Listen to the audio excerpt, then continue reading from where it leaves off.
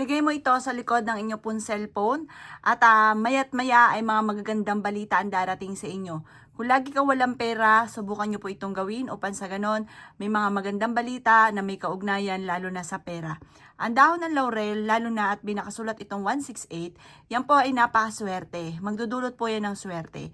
Kayo mismo ay magugulat dahil kung dati-dati like ka minamalas nang wala ka pang dahon ng laurel sa likod ng inyo pong cellphone, matapos nyo po itong gawin, magsusunod-sunod na blessing ang darating po sa inyo.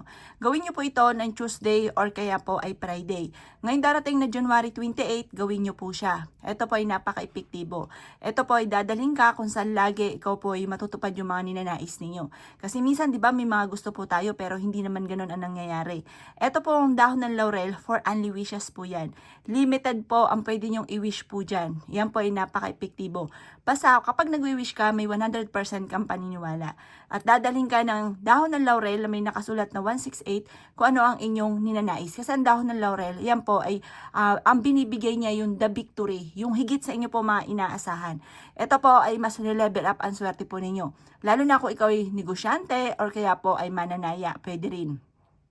Dadalhin nyo yung cellphone ninyo na may 168. Tapos, ito po ay lagi yung titingnan dito, lagi yung i-update yung kung kayo ay nanalo ka sa cellphone po ninyo. At yan po, magugulat ka na lang, mananalo ka po dyan. Basta lagi masasabihin, mananalo na ako ng jackpot, or kaya po, magkakaroon ako araw-araw ng malaking benta. Or kaya po, doon sa aking, halimbawa, ahente ka, yung aking ay madidil ko na ito. Ganun po mga bossing. Basta kung ano man po yung inyo pong pinagkakabalahan sa buhay. Or kaya po kung ikaw po ay nag-online selling mga bossing, maina meron ka rin ganito. Para kasi syempre lagi mo ay gamit ay cellphone. Kumbaga ito po dadaling ka nito kung saan lagi ikaw ay suswertihin.